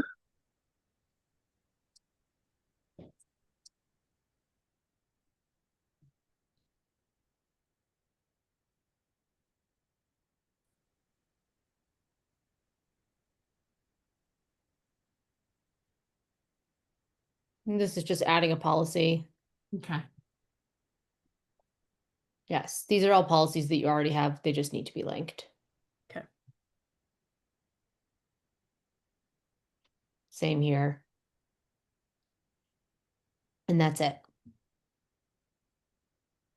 Okay, so we have 4 sections or subsections that still need revision of some kind or feedback.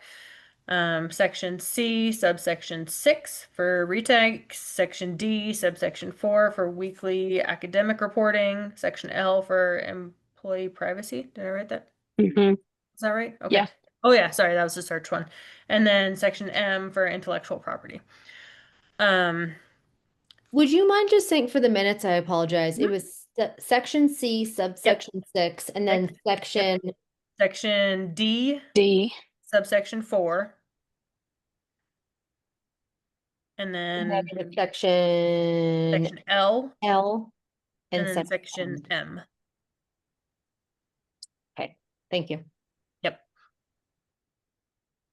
And so we can vote on approval of the staff handbook minus section C, subsection 6, section D, subsection 4, section L, and section M. With the understanding that those 4 sections still need revision and feedback, and Alexis can report back to the governing council to square those away. Do we want to say by next meeting or as they are done? What's the proper thing there, Sam?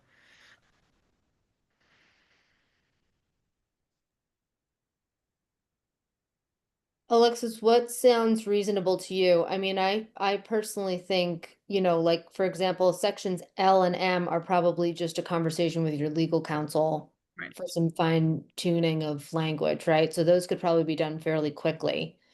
Okay. These 2 are probably going to involve some more of a heavy lift. And so maybe you'll just report back when you'll just give like ongoing updates until it's done. Yeah, because I'm finding with our shorter contract time, we don't have as much time on Fridays to meet with teachers, and there's a lot of stuff that has to happen. So yeah, I would like a little more time. That's fine. So why don't we push those 4 sections even to the next governing meeting? That gives you a month. That should be sufficient time to address all 4. And then you can report back next month on those and where we stand with those, and we can approve those 4. But for now, we will approve the staff handbook minus those 4 sections as it is, unless somebody else has another comment or feedback on that.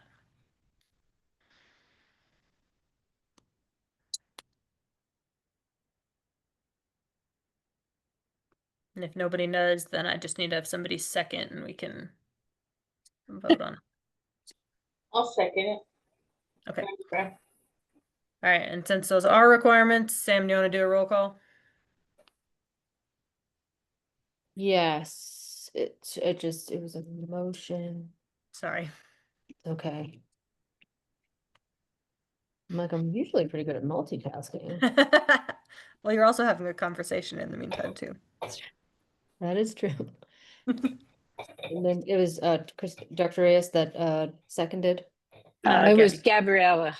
Oh, thank you. I am glad I asked. Okay, and so Angel, Yes. Terry, Yes. Christine, Yes. Gabriella, Yes. Ray, Yes. and Violetta. Yes. Thank you. Motion passed unanimously. All right. And then next is student handbook. Try to do this one quick. Yeah.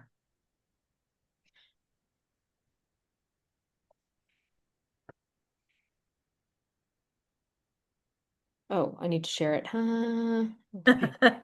Sorry.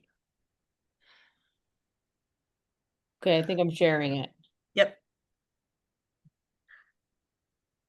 And so I think, Alexis, do you want to just explain, like, there's really no updates to this except one section minus the like removal of high school, right? Yes.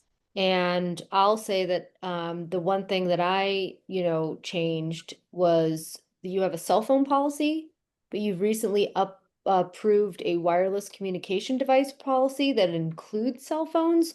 So I've just swapped out the cell phone policy for the policy that you've approved that includes all the things. Yes. And then Mr. Zapata redid the discipline matrix. He spent a lot of time on that to kind of better represent what is and is not allowable. So in the past, in theory, you could earn points for being out of dress code. And then if you earn so many points, you could be expelled. But in reality, you're not going to get expelled for being out of dress code repeatedly, right? Like it isn't going to happen, or for being tardy in the morning. So he went through and kind of like changed it up so it was a little more realistic. So I think everybody has kind of looked through that. Does anybody have any questions about the discipline matrix?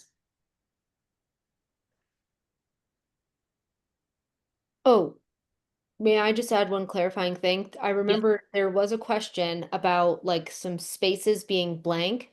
Yes. And that was because, so we've blacked out those areas Easier to read because that way. it's like there isn't anything else that happens after arson. If you do that, you're done. You're That's done. it. Yeah. Yeah. Or Okay. any of these other things where there's a blackout. It's like after the, it's like there isn't anything else. Oh, there's some more blackouts that need to happen. Well, We'll do we'll that. get 'em. We'll get them.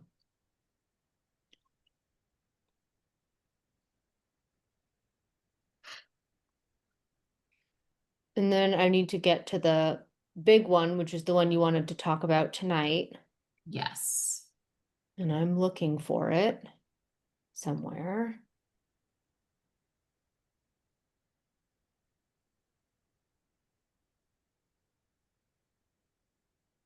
This, You passed it. I saw something that said jackets.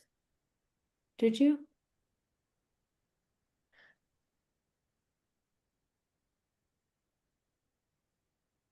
Was it in green? It was blue. It was blue.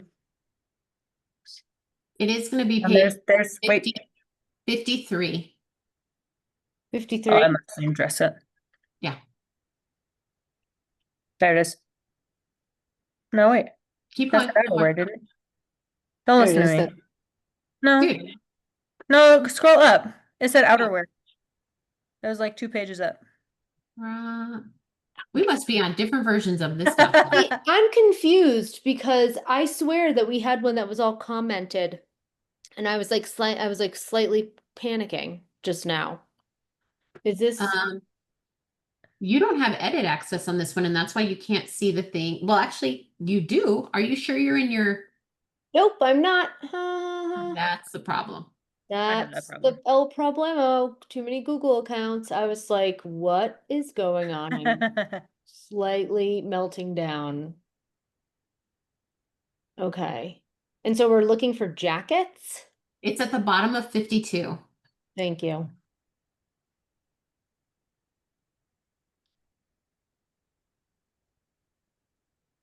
Okay, this looks a lot better. I was like, what's going on? There we go. Okay. So the official rule is that you have an Explore Academy t-shirt, polo shirt, or long sleeve shirt as a minimum. So then in the past, a lot of kids will wear an Explore Academy hoodie, but then some kids won't, and they will wear a different hoodie, which then puts them out of dress code. And like right now, a hoodie is sufficient, right? We do have some classrooms that are a little chilly. We have some classrooms that are a little warm. And if we see a kid who does not have an Explore Academy hoodie on, I either offer them a hoodie or ask them to take their hoodie off so that they can be in dress code.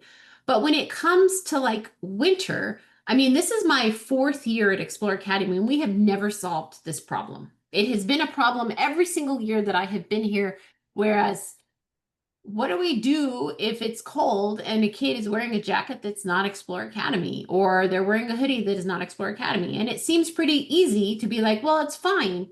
But then kids will show up in hoodies that are like not really school appropriate. And so I don't know, I don't have an answer for this. But it is definitely an issue.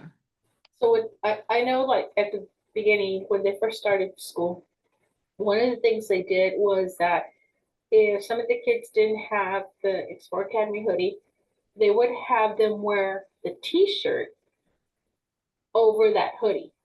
Yes. That way they could still have that Explore Academy logo on there.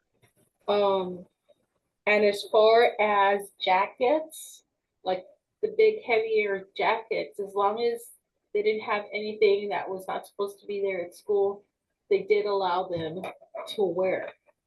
Yeah. But yeah, you're right.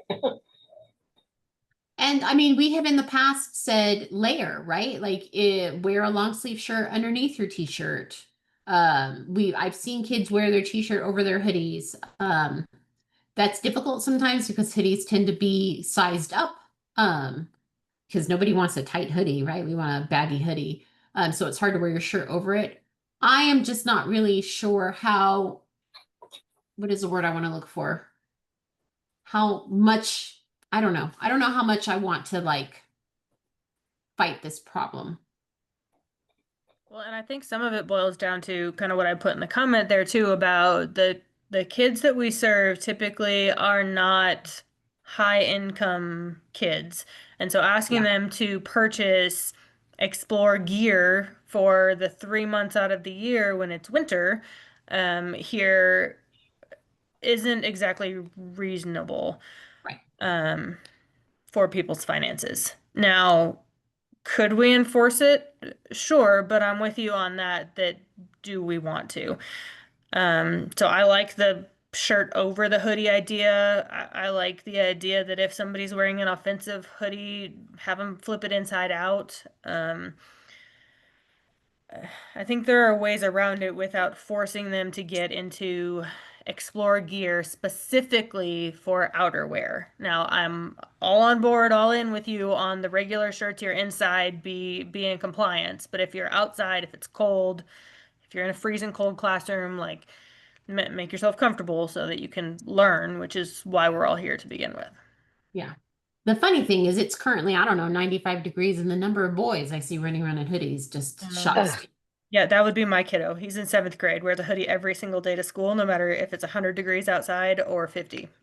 Makes no difference. Yeah. And those are the ones I don't necessarily have an answer for because that. And it's hard to be like, let's make a judgment call because everybody's judgment is different on that. So I don't know. But the way that I read this is even if you were wearing a hoodie, sorry, even if you were wearing a hoodie, that you have to have a Explore Academy t-shirt on underneath that, or Explore Academy something underneath. Because I can tell you right now that that is not currently what is happening. And so maybe that's a conversation we would need to have, because I know that there are a lot of students who are wearing an Explore Academy hoodie, but then have something else on underneath that has words or something, or it could be plain, but we definitely, I think, would need to revisit that. Yeah, and I can tell you at the end of last year, because this wasn't enforced probably as much as it should have been last year too, my 7th grader would go, he would wear whatever t-shirt he wanted to, and then just wear his Explore hoodie. So that I can confirm that does happen often. Yeah. So I'm okay with being like in the winter, right? Like doesn't have to be Explore Academy outerwear, but they should at least have the Explore Academy t-shirt on. Yeah, I think is probably a good compromise. Because if they don't have Explore Academy t-shirts, we have ways to get them a t-shirt. Yes. If the reason they don't have it is because they can't afford it. And we actually do have a bunch of hoodies as Yeah. well.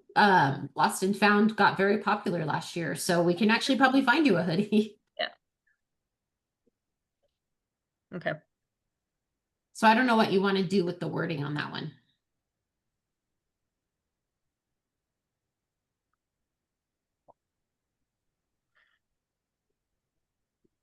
I think it's fine because it says down here a jacket may be worn to school during outdoor activities, but must be removed upon entering the school building. Mhm. I'm okay with that. Yeah.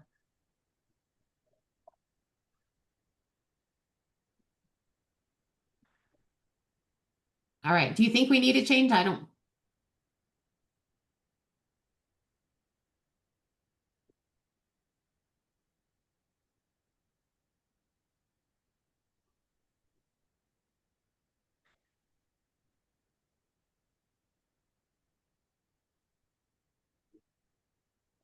So the only other thing that doesn't necessarily address is the kids that wear sweatshirts in class that don't necessarily remove upon entry back into the school.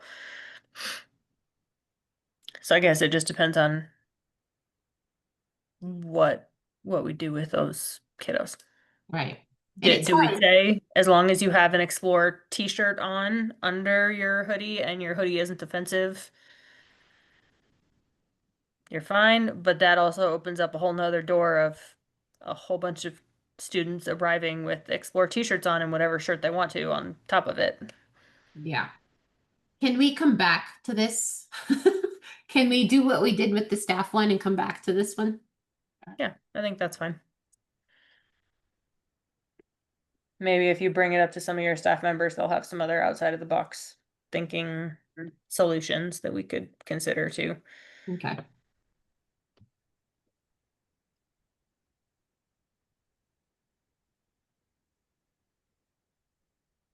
I think that was it in here.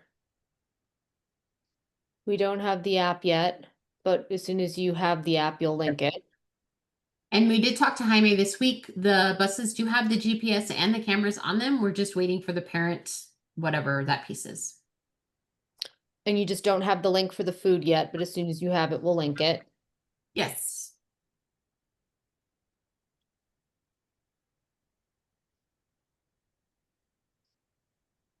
Oh, and I think this is done now.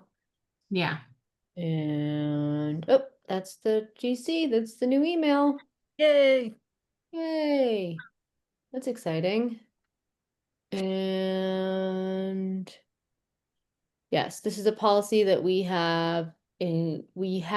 just need to link the proper one in. Okay. And then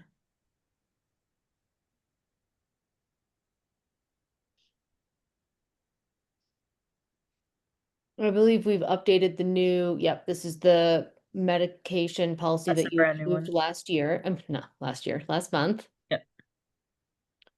And I think that's it. Okay. All right, so a couple happy to glad changes, a couple links that still have to be populated once we untangle the giant PDF. But I will make a motion to approve the student handbook with the exception of the display section. While we have further discussions on outerwear for the kiddos. And then Alexis will report back next month to the governing council meeting with some extra recommendations for how we can potentially tackle that. Yeah. Okay, I will second that long motion. Sam gets to write it. It's all on her. Sam gets the big thumbs up this time. Handbook.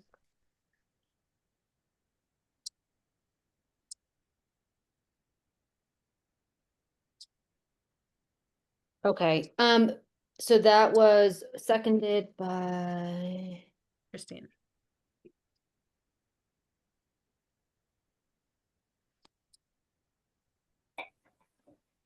Excellent. And so now we'll do our roll call. Angel, Yes. Terry, Yes. Christine, Yes. Ariella, Yes. Ray.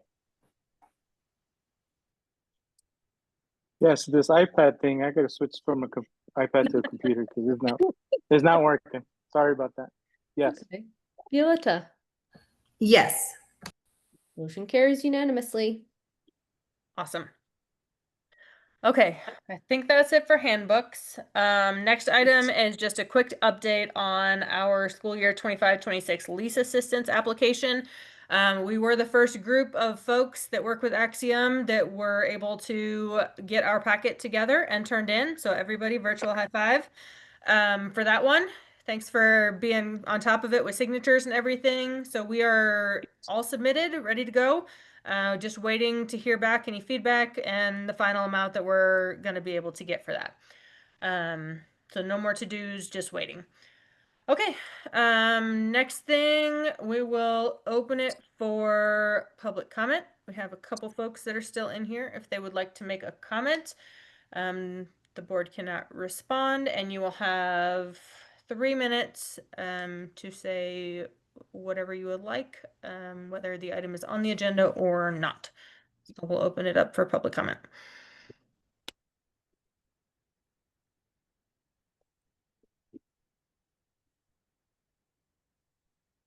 Well, I guess I should tell you how. Just raise your hand, and then Sam can promote you. Sorry.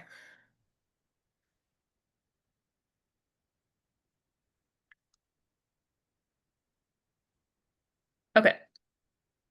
I do not see any hands, so we will move on. Board comments. A couple quick reminders. Everyone should have gotten an email from the PED, I believe, with your governing council training. Canvas was opened back up for this year's training. Terry, I know you and I are kind of in a different bucket because we joined right before the crossover. So reminder that you and I still have to do training, 5 hours of training for this next year. And then Ray and Violetta, you guys are in a totally different bucket since you just joined last time. And so you guys have to do 10 hours, right, Sam? 10 hours worth of the training for your initial board training. And then we have the full year to do that, but I'd prefer that we all get it done sooner than later, so we're not trying to scramble at the last minute and get just so we can take it care of, especially with it being our renewal year. Okay. Last reminder from me, there is a PEC meeting next Friday on the 22nd. It's pretty much a all-day affair, apparently. And the PEC will be talking about our school and grade decrease since we went from K11 or K12 down to K8. So they are going to, I believe, Christine, that's the one you're going to be there for in person. And so she will be there to answer questions. I will be there online. I think Sam will be there online. If you guys want the invite to listen in, please let me or Christine or Sam know, and we will happily forward that to you so you can listen in or make a comment if you'd like. Okay, I think that's all I have. Any other comments from the board? Angel, I may have to do it virtually, but I will That's fine. answer any questions the PEC has. Partly because I have a board meeting myself in Albuquerque that day. Okay. So oh, that's it. Any other comments, board members? Does this include future agenda items, or is that something that we will be asked about? So usually we ask for them about a week out, but if you have something now, I'm happy to make a note and then we can just include it. Okay, I'm just wondering about an equity council. An equity council. I don't think we've ever had one. I'm not opposed to having one. We have one. we should do have had one. Okay, sorry. Sorry. No. Dr. Hull may have known. Oh, Alexa, do you know about the Equity Council? Yes, the Equity Council is run by Rachel Edwards. So she's the one who holds the meetings and does all of the agenda. So her email is rachel.edwards@ealascruces.com. Well, that's why I was confused because it's not a board thing. It's a Right, but it's required. Yeah. Yes, yes. So anything that needs to go on the agenda for that, or you were just curious? I was just curious if we have one and what, does it get presented, in these board meetings? You guys said that it's kind of like separate, or does it ever be part of what we do here? In the past, it has been separate. We have had Equity Council meetings on term break days. She's had them after PTO meetings, but I don't know that it had ever come to the board meeting. I'm not adverse to it. It never has in the past. Okay. I just know that it carries a lot of weight with, the, why it was created. So I don't know if we should consider, having it as part of our meetings. So that's just my take on that. Is the Equity Council more interactive in nature or somebody briefing something? Debriefing something. It is? Okay. Yeah, I'm not opposed to having it as part of the meeting then. If it was more interactive, that's just harder to do in this forum. But yeah, I think they just come and report. Go ahead, Sam. So in my experience, the Equity Council, so there's like 3 steps to it, right? There's like the readiness, there's the CLR framework and the readiness assessment. And then usually the final piece of that is like whatever the work is that they've done and the findings, they come to the board with those suggestions, right? And so it's possible that they're not quite in that space yet to do that, but it would be, I do agree with Violetta. I think it's good for them to at least come once a semester or once a whatever to just provide an update to you all on the work that they're doing. Because the goal is essentially, that's my understanding anyway, and correct me if I'm wrong, Violetta, but my understanding is they eventually come to the board and say like, hey, we think this policy could maybe be changed because it could be more equitable in this way, or so on and so forth. And so like that's the goal. Yeah, and it helps, the school stay compliant, and it also helps with not with unbiases, because a lot of times, we don't see those things. So depending on the school and their demographic, there should be equal representation in that Equity Council, and it's a pretty important deal, in my opinion, because it's again, it is a requirement, like Sam said, for schools. And I think as a board, it would be good for us to support that and just stay on top of it. Okay. So Alexis, would you mind talking to Rachel to see if she wants to put together some type of presentation for like quarterly, just so she can come kind of tell us what she's been doing, what she's up to, if she's got any recommendations for us? Yep, I can do that. Okay. Sam, I do have one thing I want to add to the agenda as an action item would be to can we change the mission statement because we are no longer serving Pathway to College? Not until we get through our renewal. Oh, not to the renewal. I So think we've had this talk. So I would think you would change it if it's explicitly talked about high school, but it talks about college prep. And there are K-5 schools that do college prep. And so Okay. for where you are right now, I would suggest, I mean, it's completely up to you all, but I would probably err on the side of waiting until your negotiations to really suss out, so you get time to really suss out what that mission statement could look like. Because you're not going to be out of compliance because you do standards-based learning, and that is college prep. Okay, sorry. I came from early college high school. So to me, college prep means something different. So, okay, cool. That works. That works. I'm good with that. You're right. I taught kids how to fill out college applications in 7th grade. So you're right. Okay. Then I don't have anything else. All right. Well, thank you guys for holding on so long this time. Sorry it was a little longer than we typically would like to go, but we had a lot of documentation to go through.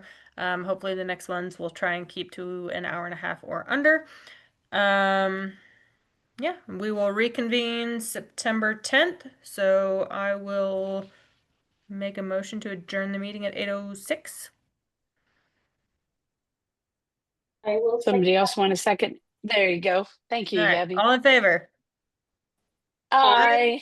All right. Have a good night, Okay. everybody. Good night, Thank you so everyone. much, everyone. Good night. Good night. Good night.